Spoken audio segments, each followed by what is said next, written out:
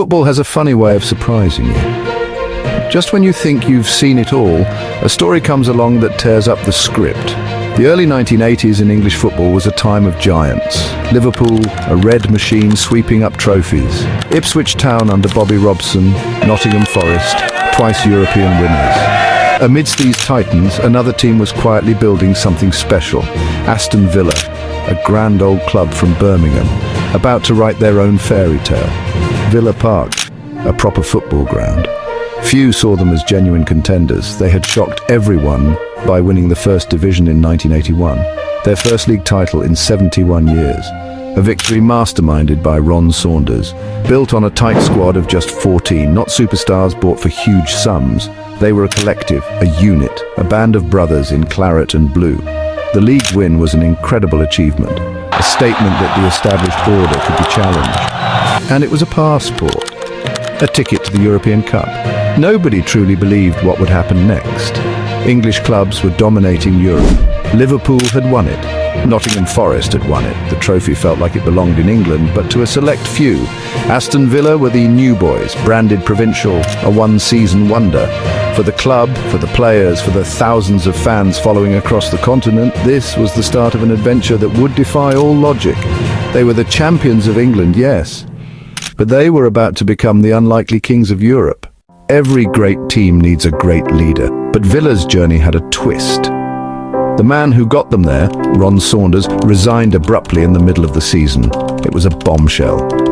The club turned to his quiet, unassuming assistant, Tony Barton. Barton was the polar opposite of the gruff Saunders. He was a calm, thoughtful man, a man who trusted his players implicitly. He didn't try to reinvent the wheel. He knew the strength of the team was its unity, and he nurtured it. He was the steady hand on the tiller when the ship could have easily capsized. In goal, they had the dependable Jimmy Rimmer, a man who had already won a European Cup medal with Manchester United. The heart of the defence was the colossal partnership of Ken McNaught and Alan Evans. They were strong, brave, and brilliant in the air. In midfield, you had the engine room. The tireless De Bremner did the dirty work, winning tackles and breaking up play. Alongside him was the skipper, Dennis Mortimer. He was the leader, the driving force, the man who set the tempo. He was the glue that held the entire team together. Then you had the artists. Gordon Sid Cowans was a midfielder of sublime talent. He had a wonderful touch, an incredible range of passing, and a football brain that was second to none. On the wing, they had the electrifying Tony Morley. He provided the X factor, the moments of unpredictable magic that could turn a game on its head. And up front, the goal scorers. Gary Shaw was the local lad, the golden boy. Partnering him was the battering ram, Peter Wythe.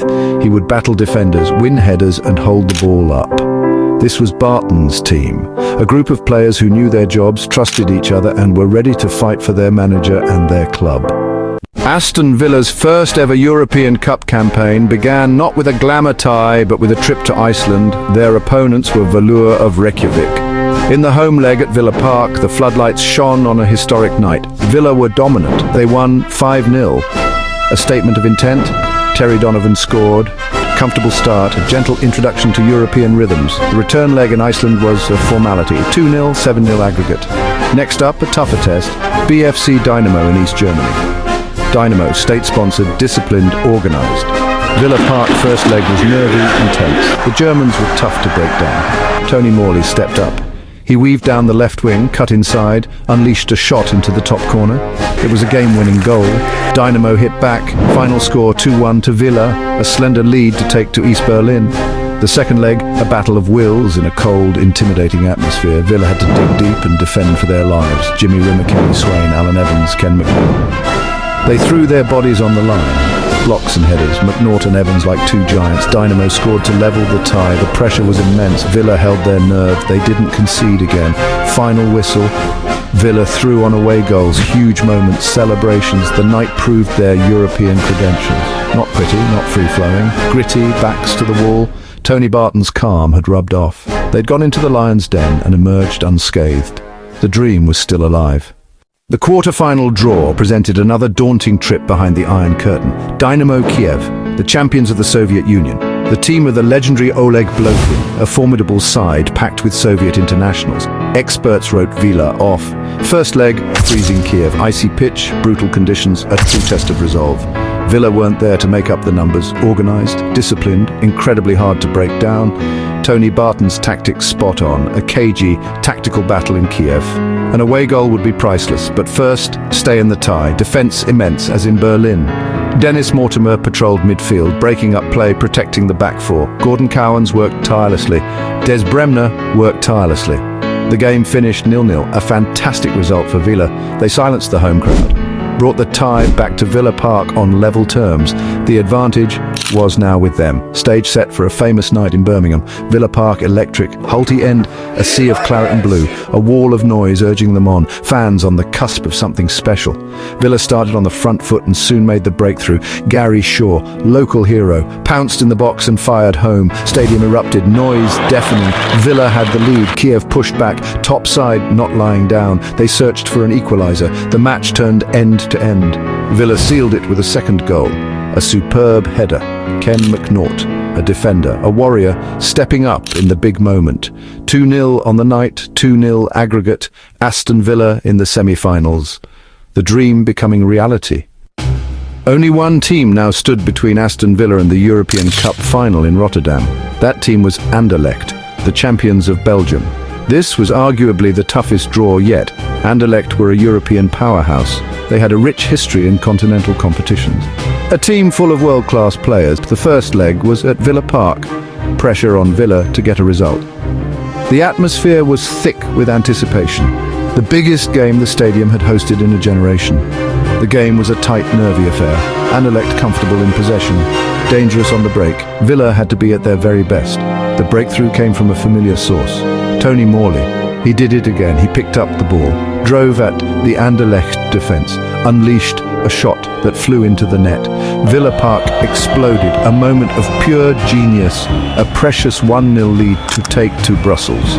Now on the second leg in Brussels, one of the most controversial, dramatic nights in the club's history.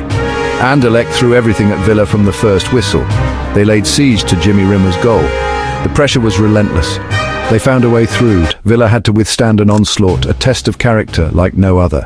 Pinned back in their own half for long periods, defending with desperation and bravery, the noise inside the stadium was deafening.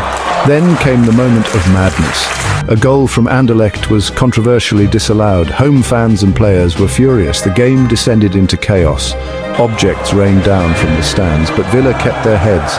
They held on. Morley's goal at Villa Park meant Villa were through. Had done it. They had survived the storm. Against all odds, Aston Villa were going to the European Cup final.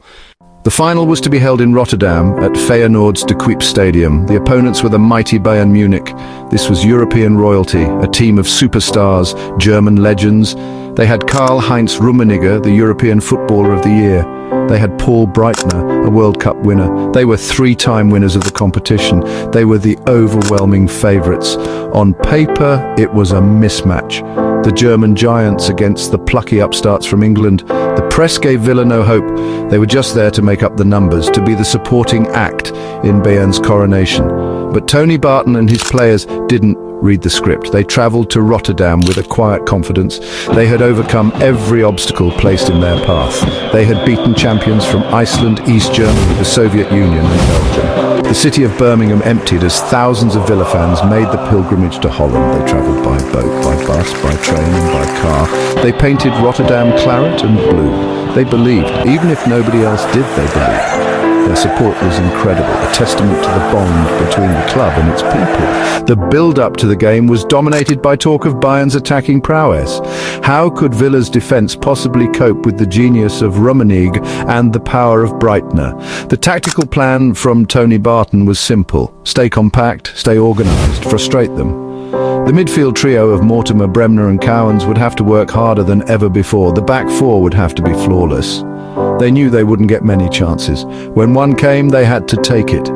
It was a classic David versus Goliath scenario, played out on the biggest stage in European club football. The night of the 26th of May, 1982, was a balmy evening in Rotterdam. The players walked out onto the pitch into a stadium that was a sea of colour and a wall of sound. The Villa fans, vastly outnumbered, made themselves heard. They sang their hearts out for their team. As the iconic European Cup trophy glistened by the side of the pitch, the two teams lined up. The world was watching. This was it. The final started with a disaster for Aston Villa. Just 9 minutes into the game, their experienced goalkeeper, Jimmy Rimmer, had to go off with a neck injury. It was a devastating blow. On came the substitute goalkeeper, a young lad named Nigel Spink. He was 23 years old and had only ever made one first-team appearance for the club. He looked terrified, thrown into the biggest game of his life against one of the most feared forward lines in world football. It felt like the final nail in Villa's coffin, but what happened next went down in football folklore. Spink was simply sensational. He played the game of his life. He made save after save, denying Rummenigge and the rest of the Bayern attack time and time again. He commanded his area with an authority that defied his inexperience. He was a one-man wall. Every time Bayern thought they had found a way through, Spink was there to deny them. He grew in confidence with every save, and that confidence spread through the rest of the team. The defenders in front of him, McNaught and Evans, were colossal. They put their bodies on the line, inspired by the heroics of the young man behind them. Villa were weathering the storm. Then, in the 67th minute, came the moment. The moment that would define a club, a city, and a generation of footballers. The tireless Gary Shaw picked up the ball and drove down the left flank. He laid it off to Tony Morley. Morley, the man for the big occasion, skipped past his defender with a shimmy of the hips. He got to the byline and drilled a low, hard cross into the 6-yard box. The ball fizzed across the goal, took a slight deflection, and there, arriving at the far post, was Peter Wythe.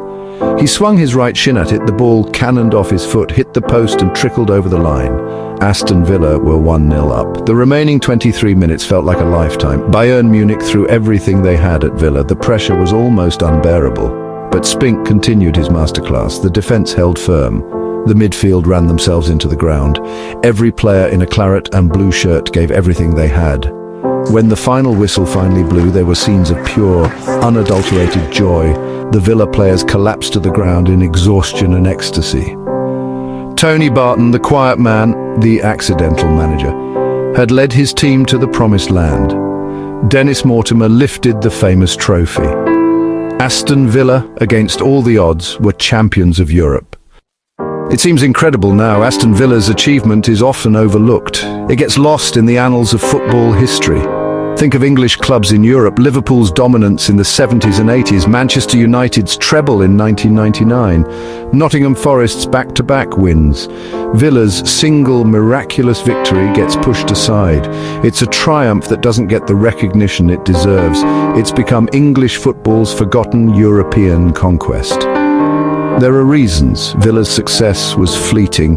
The team was broken up quickly. Key players moved on. They weren't flamboyant superstars. They were honest, hard-working professionals, heroes in a local, humble sense. The final is remembered for grit, not glamour. A defensive masterclass, resilience, and a stroke of luck. Victory through sweat, determination, and an unknown goalkeeper's heroics. So why should we remember Aston Villa's class of 1982? We should remember them because their story is the essence of what makes football so special. It's a story about a group of players who dared to dream. It's a reminder that unity, spirit, and belief can overcome even the most daunting of odds. They were not the most talented team in Europe. They were not the richest. But on that night in Rotterdam, they were the best. They proved that a team that plays for each other, for their manager, and for their fans can achieve immortality. That is a lesson that is timeless. Their legacy lives on at Villa Park.